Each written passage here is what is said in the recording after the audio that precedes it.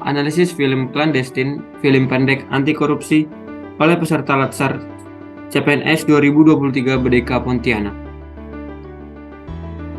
Kelompok 1 beranggotakan Arnold Siagian, Vina Romatul Ulah, dan Putih Lenggo Febi. Cuplikan film. Kian, tas baru lagi nih. Ini lagi belanjaan lo. Banyak banget.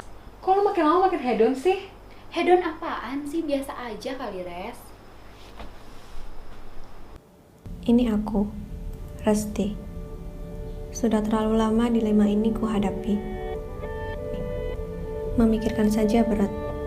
Melakukan apa lagi? Berkali-kali aku bertanya, apakah harus? Dan berkali-kali pula jawabannya adalah harus. Demi sahabatku, integritasnya, dan instansi ini. Ringkasan film.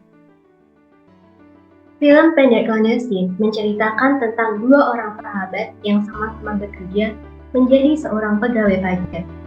Mereka adalah Kinan dan Resti. Singkat cerita, Resti mulai mencurigai sikap Kinan yang berubah. Dari mulai gaya hedonisme yang akhir-akhir ini sering dilakukan oleh Kinan. Kinan juga membeli laptop baru dalam waktu dekat. Padahal, harga laptop tersebut tidaklah murah, yang dimana sebelumnya dikatakan bahwa Kinan sedang mengalami kesulitan keuangan. Apalagi, Kinan semakin sering melakukan visit kepada Baby. Tentu hal ini membuat kecurigaan Resti terhadap sahabatnya itu semakin kuat, yang dicurigai bahwa Kinan sedang melakukan tindak merugikan keuangan negara, yaitu korupsi, yang dalam hal ini adalah gratifikasi. Kecurigaan Resti tersebut akhirnya dilaporkan melalui aplikasi Voice Community untuk segera menyelidiki kecurigaan tersebut, yang mana resikonya Resti akan kehilangan sahabat dekatnya tersebut jika tahu bahwa Resti adalah pelapornya. Dan pada akhirnya benar bahwa Kinan sudah melakukan tindakan gratifikasi yang sudah sangat sering dilakukannya, yang bahkan dia merasa tidak bersalah selama ia melakukan hal itu.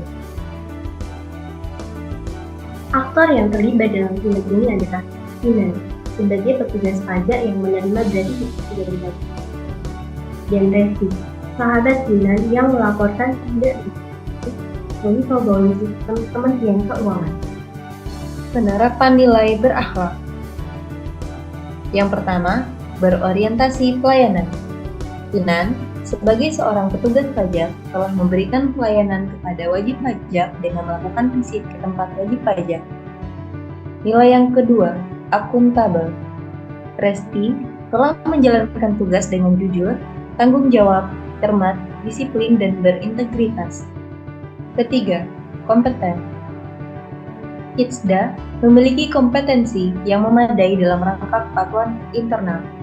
Terbukti dengan sigapnya tanggapan Kitsda ketika mendapat pengaduan gratifikasi dari Resti. Resti melaksanakan tugas dengan kualitas terbaik. Hal ini dapat dilihat dalam video dia sedang mengerjakan SP2DK. Keempat, harmonis.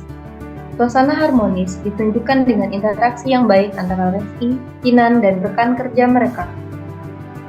Resti menunjukkan sikap harmonis, yaitu peduli kepada Kinan dengan cara mengingatkan supaya tidak hedon. Kelima, loyal. Resti menunjukkan loyalitasnya kepada bangsa dan negara dengan melaporkan tindak gratifikasi yang dilakukan oleh sahabatnya sendiri. Keenam, adaptif. Sarana pengaduan gratifikasi terus mengalami penyesuaian seiring dengan perkembangan zaman.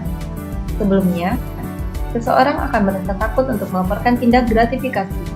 Namun, sejak adanya whistleblowing system, setiap orang menjadi lebih berani untuk melaporkan tindak gratifikasi. Ketujuh, kolaboratif. Resti dan Kitsda berkolaborasi dengan baik dalam upaya penindakan gratifikasi. Pelanggaran nilai berakhlak dan dampaknya. Pelanggaran yang dilakukan yaitu yang pertama pada nilai berorientasi pelayanan. Sebagai seorang pelayan publik, seharusnya Kinan memberikan pelayanan yang prima dengan tetap memperhatikan akuntabilitas. Yang kedua, pelanggaran pada nilai akuntabel. Sebagai ASN, Kinan seharusnya bertanggung jawab dan melakukan pekerjaan dengan jujur dan berintegritas tinggi, bukan malah menerima gratifikasi. Pelanggaran yang ketiga yaitu pada nilai kompeten. Kinan tidak kompeten karena tidak melaksanakan tugas dengan kualitas terbaik, malah menerima gratifikasi. Pelanggaran keempat yaitu pada nilai loyal. Kinan tidak loyal karena tidak berdedikasi dan membuat buruk nama sesama ASN, bahkan instansi tempatnya bekerja dengan cara menerima gratifikasi. Dampak dari adanya pelanggaran nilai berakhlak yaitu sikap Kinan yang tidak berintegritas dalam menjalankan tugasnya bukan hanya merugikan dirinya sendiri, melainkan juga merugikan negara, bahkan merusak nama baik instansi tempatnya bekerja, sehingga menurunkan kepercayaan masyarakat. Kesimpulan, dari cuplikan kisah Kinan, kita belajar tentang integritas. Akibat gaya hidup hedonisme, Kinan telah merusak persahabatannya, kepercayaan sahabatnya, kepercayaan negara, dan bahkan merusak karirnya sendiri. Nilai-nilai berakhlak tidak tertanam dalam dirinya. Sebaliknya, Resti, sahabat Kinan, sangat melaksanakan nilai-nilai berakhlak dalam kehidupannya. Hal ini terbukti dengan cara dia senantiasa mengingatkan Kinan. Ketika peringatan-peringatan kecilnya tidak digubris oleh Kinan, dia memutuskan untuk melaporkan sahabatnya melalui Wise. Hal ini dilakukan karena di dalam dirinya telah tertanam sifat berintegritas. Tanpa bantuan aplikasi Wise, mungkin Resti tidak akan sanggup melaporkan sahabatnya.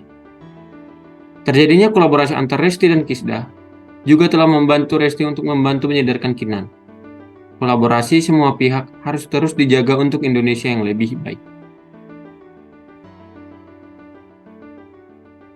Demikian analisis kami terhadap video Clandestine. Terima kasih.